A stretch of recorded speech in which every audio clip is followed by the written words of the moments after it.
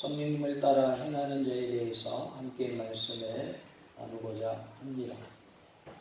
무엇을 따라하게 되면 그것을 닮게 되고 횟수가 거듭될수록 우리는 익숙해지게 되며 경우에 따라서는 능수능란하게 되는 것을 볼 수가 있습니다.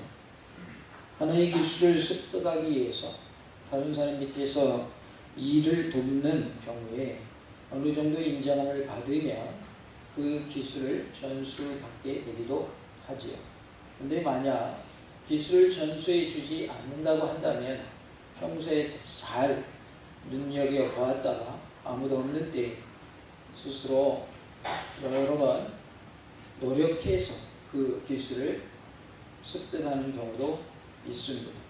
우리가 무엇인가 따라서 한다고 하는 것은 우리의 삶에 있어서 습관이 되기도 하고 그것이 우리의 또한 삶의 모습으로 인격의 모습으로 드러날 수도 있는 것이죠. 성령님을 따라 행하게 되면 성령님의 모습을 닮게 됩니다. 우리가 성령님의 모습을 따라하는 그런 은혜가 있기를 원하고 또 닮아가는 모습이 되기를 원합니다. 나는 성령님을 따라 행하는 자입니까?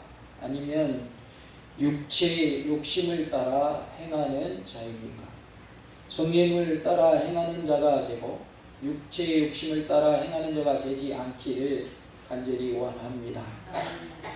성령님을 따라 행할 때 어떤 일이 생길까요? 성령님을 따라 행하는 자에 대해 살펴보므로 큰 은혜가 임하는 복된 시간, 은혜의 시간 되기를 원합니다. 성령님을 따라 행하는 자는 첫 번째로 육체의 욕심을 이루지 않게 됩니다. 16절에 내가 이르노니 너희는 성령을 따라 행하라. 그리하면 육체의 욕심을 이루지 아니하리라 라고 말씀합니다. 육체의 욕심을 이루지 않게 된다고 하는 것은 육체의 일을 하지 않게 된다는 의미입니다. 여기서 육체의 일이라고 하는 것은 육체의 욕심에 해당되는 표현인 것입니다. 죄의 일, 하나님이 싫어하시는 일, 이러한 일들을 말하고 있습니다. 다 같이 봅시다. 성령님을 따라 행하는 자는 육체의 일을 하지 않게 됩니다.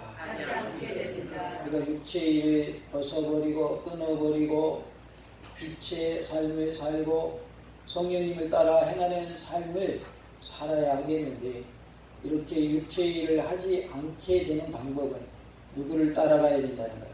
성령님을 따라가야 한다라고 말씀하고 있습니다. 성령님을 따라 행할 때 우리의 모든 육체의 일은 끊어진 은혜가 임할 줄로 믿습니다. 성령을 따라 행하라 라고 할 때 이 행하라는 말은 원어로 걸으라라는 뜻입니다. 걷는 것은 구약에서 가져온 은유적 표현으로서 사람이 따라야 할 길을 언급하고 있습니다. 유대인인 바울도 그의 서신에서 그리스도인의 삶을 특징짓는 행동의 유형을 묘사하기 위해서 행하라, 즉 걸으라라고 하는 이 은유를 자주 사용하였습니다. 그는 이 은유를 초대교회를 일컫는 말과 관련지어서 사용했던 것으로 보여집니다. 예수님의 제자들이 그리스도인이라 불리기 전에 그들은 그 길을 따르는 자들이라고 알려져 있었습니다. 예수님의 길을 따르는 자라는 그런 말로 제자들이 불려졌는데 그 이후에는 이제 무슨 이름이 붙여지게 됩니까? 예수를 따르는 자, 그리스도를 따르는 자라는 의미로 그리스도인이라 하고 일컬어지게 되지요.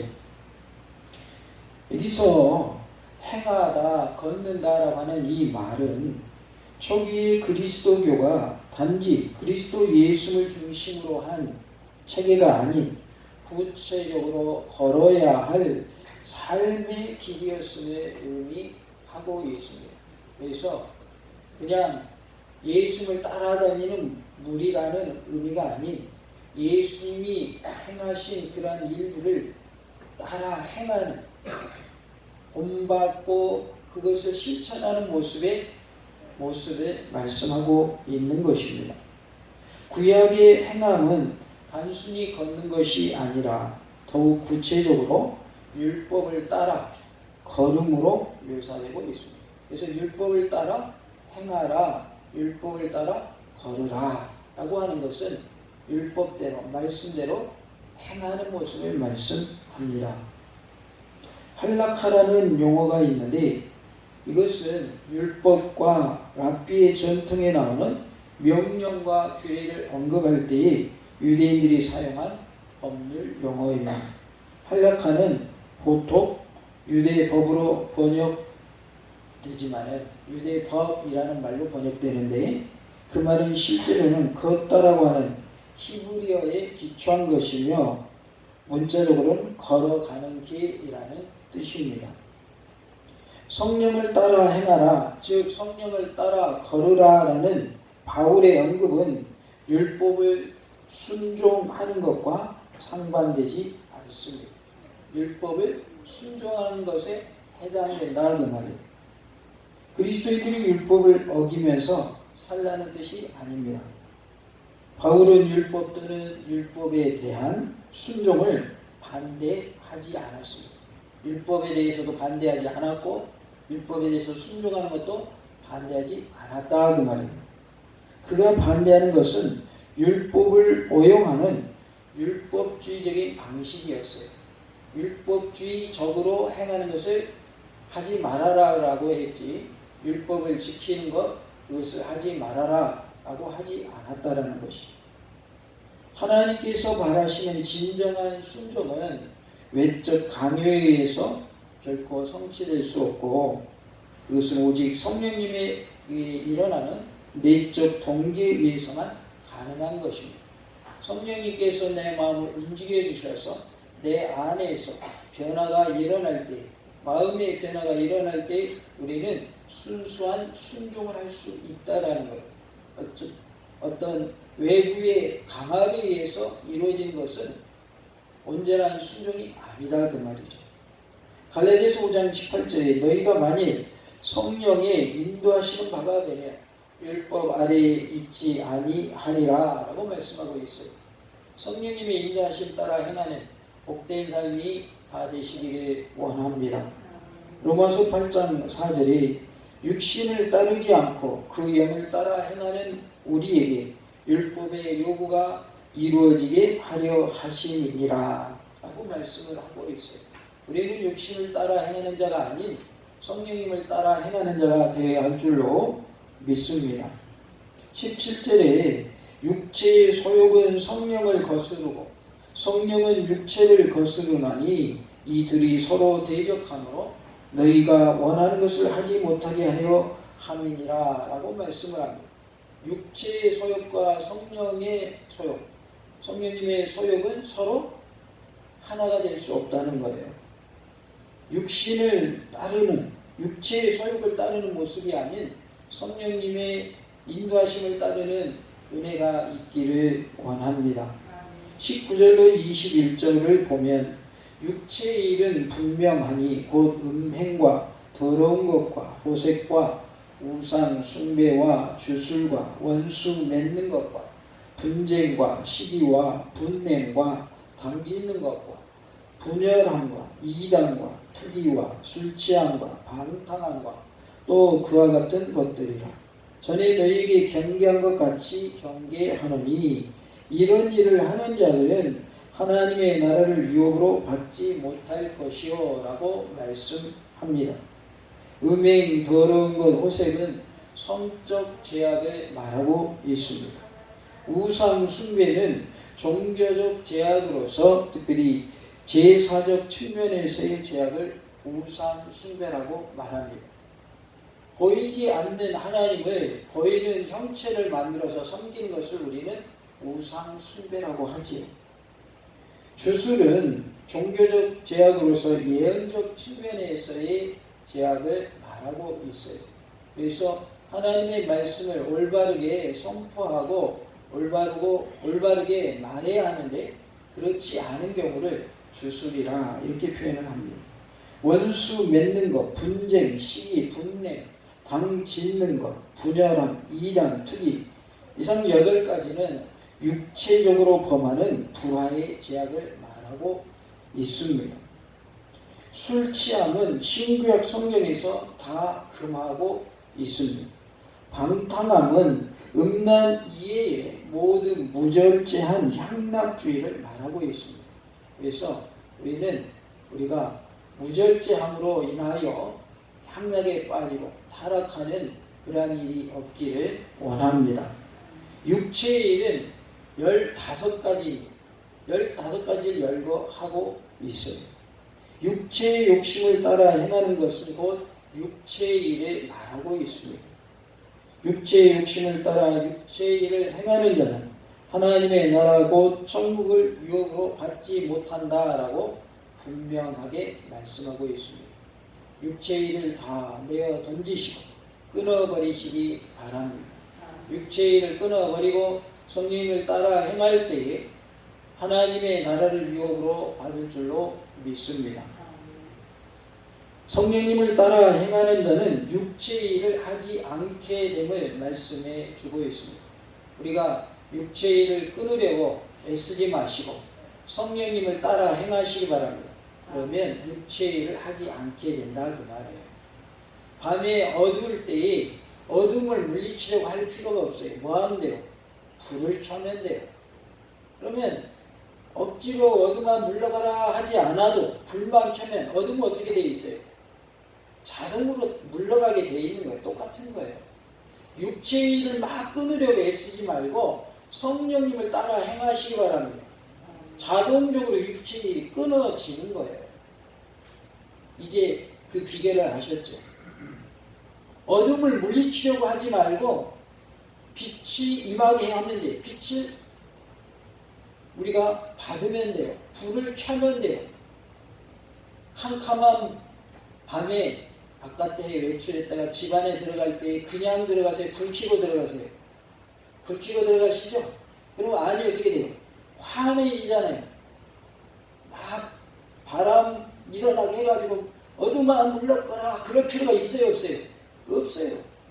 스위치만 올리면 불이 쫙 들어와요. 또 환해지는 거예요. 영적으로 사는 삶을 추구할 때 육적인 부분들이 끊어진다 그 말이에요. 그러니까 나에게 있는 모든 제약된 모습들, 하나님이 싫어하시는 악한 습관들을 끊으려고 하지 마시고 성령님을 따라 행하려고 하십시오. 그러면 자동으로 끊어집니다. 하나님을 가까이 하세요. 하나님의 말씀을 가까이 하세요. 그러면 어둠의 일들이 끊어진다 그 말이에요. 성령님을 따라 행하는 자에게는 육체의 일을 하지 않도록 해 주신다는 거예요. 성령님을 따라 행함으로 육체의 일을 끊어버리고 성령님이 기뻐하시는 선한 일을 행하는 은혜가 우리 모두에게 있기를 간절히 원합니다. 다 같이 합시다. 성령님을 따라서 행하는 자 됩시다. 성령님을 따라 행함으로 육체의 일을 하지 않게 되는 놀라운 은혜가 있기를 원합니다. 두 번째로 성령님의 열매를 맺게 된다라고 말씀합니다. 22절 23절에 오직 성령의 열매는 사랑과 희락과 화평과 오래 참음과 자비와 양성과 충성과 온유와 절제니 이 같은 것을 금지할 법이 없느니라 라고 말씀하고 있습니다. 성령의 열매를 맺게 하시겠다. 성령님을 따라 행하는 자는 성령님의 9가지 열매를 맺게 하시겠다는 거예요. 우리 모두가 성령님을 따라 행함으로 성령님의 9가지 열매를 맺는 그러한 은혜가 있기를 원합니다. 같이 합시다. 성령님을 따라 행함으로 성령님의 9가지 열매를 맺읍시다. 성령님의 열매는 22절에 나오고 있는데 열매란 말은 단수명사로 되어 있습니다. 이것은 신자의 여러 가지 덕행이 성령님의 단일하신 역사로 말미암아 여러 방면으로 나타난 것임을 알려주고 있습니다. 성령님을 통해서 맺혀진 열매이기 때문에 단수로 표현했다 그 말이죠. 그리고 그 모든 덕행을 열매라고 한 것은 그것들이 사람의 노력을 주로 하고 성립되는 것이 아님을 보여주고 있습니다. 사람의 노력으로 되는 것이 아니라는 거예요. 이 모든 것들은 성령님에게서 나온다라는 것입니다. 그 열매를 보니 사랑과 희락과 화평과 오래 참음과 자비와 양성과 충성과 온유와 절제인 것을 알 수가 있는데, 사랑은 하나님 사랑과 이웃 사랑을 말하고 있어요. 우리가 하나님을 사랑하고 이웃을 사랑하는 자가 될 수 있기를 원합니다. 희락은 언제나 성령으로 말미암은 사랑의 열매입니다. 사랑이 있는 곳에 희락이 있으니 사랑하는 자도 기쁘고 사랑을 받는 자도 기쁜 법입니다. 사랑할 때 우리에게 뭐가 임한다는 거예요? 기쁨이 임한다는 말. 화평은 이것 또한 성령님으로 말미암은 성령님의 열매인데 서로 사과함으로 이루어지게 되고 서로 용서함으로 성립되어집니다. 그러니까 내가 뭔가 잘못해서 관계가 껄끄러졌다 그러면 잘못을 인정하고 사과하고 또 뭐 하라는 거예요? 용서해 주라 그 말이에요. 용서해 주라. 이 두 가지 방법으로 화평이 이루어지지만 그것도 하나님께서 사모하는 자에게 주시는 선물인 것입니다. 우리가 사모할 때 이러한 화평의 은혜를 주신다는 거예요. 또 오래 참음이 나오는데 이것은 대인관계에 있어서 혹은 무엇이 마음대로 안 될 때 이기는 방법은 신앙으로 하나님의 도우심을 기다리는 것을 말합니다. 우리가 하나님이 도와주실 것을 오래도록 기다리는 그러한 은혜가 있기를 원합니다. 무엇인가 대인관계가 껄끄러울 때, 좋지 않은 관계일 때 해결할 수 있는 방법은 하나님께서 도와주시는 것이다. 그래서 하나님의 도우심을 통해서 우리는 해결받아야 됩니다. 그러려면 하나님이 도와주시는 그때까지 뭐 하라는 거야? 기다리라라는 것입니다. 자비라는 말은 남에게 주는 친절을 의미합니다. 친절은 행실로만이 아니라 말로도 나타납니다. 우리의 말은 중요합니다. 우리가 행실로 친절할 수 있지만 행실로만 친절이 아니라 우리의 말로도 친절해야 된다는 거예요. 그것이 바로 자비라는 말로 표현되어지고 있습니다. 말로 천냥빚을 갚는다고 그러죠. 우리가 말을 어떻게 하느냐에 따라서 그 하는 것에 따라 관계가 달라진다는 거예요. 우리가 성도 간에도 서로 인사할 때 어떻게 해야 된다는 거예요? 친절하게 해야 된다. 친절.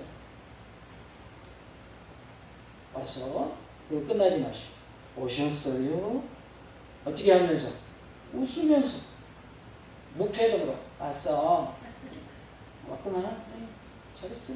그러지 마시고 오셨어요. 참 잘 오셨습니다. 이렇게 해야지. 이게 친절한 거예요. 가게 가서 물건을 사도 이거 얼마요? 아, 그거 얼마요?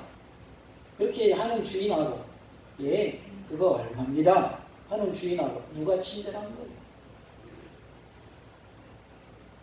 예쁜 목소리로 웃으면서 답해줄 때 그 주인이 친절한 주인인 거죠. 교회가 부흥하려면 어떻게 해야 되겠어요? 친절해야죠.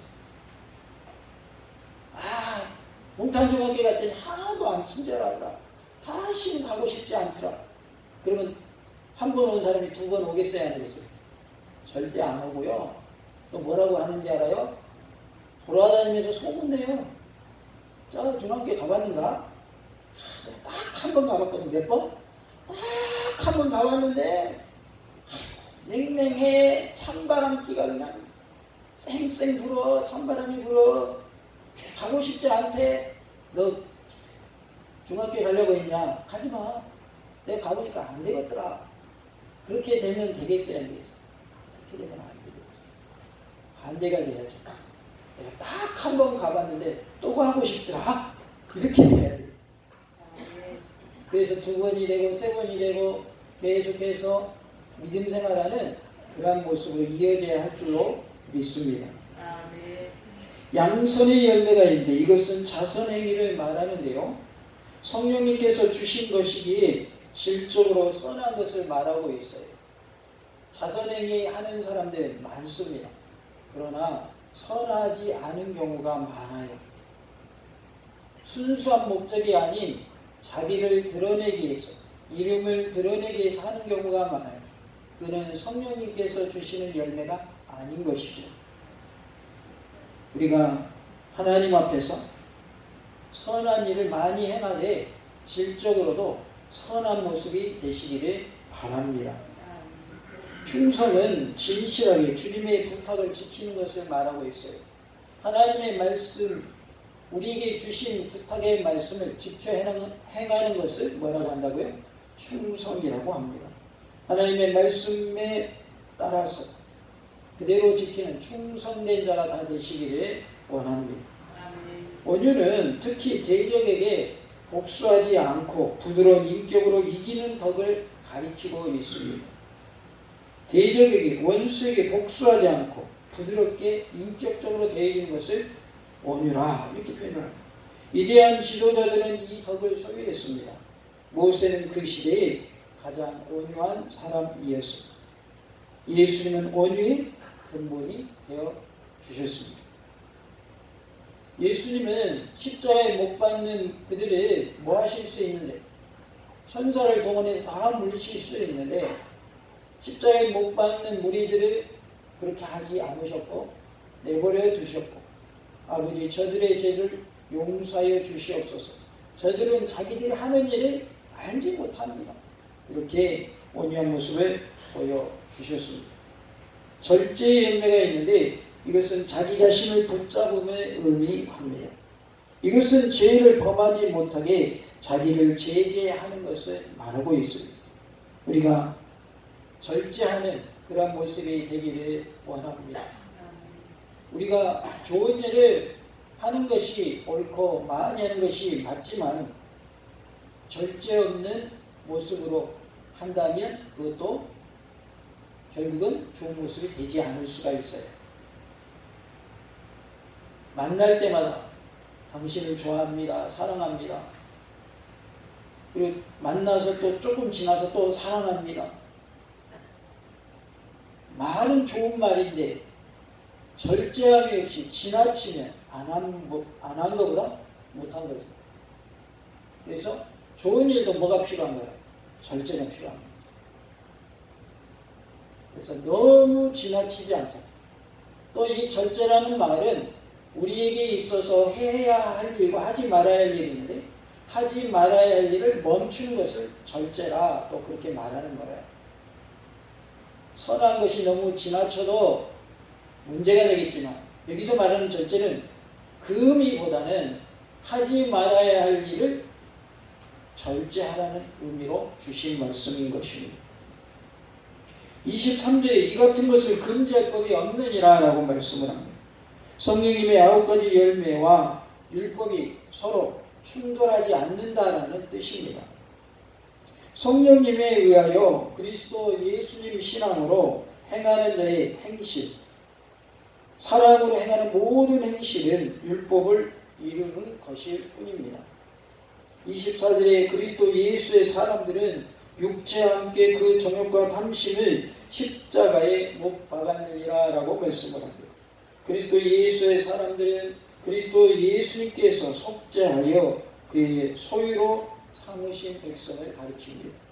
육체는 인간의 부패성을 가리키는데 그것은 모든 죄악의 근원인 것을 알 수가 있습니다.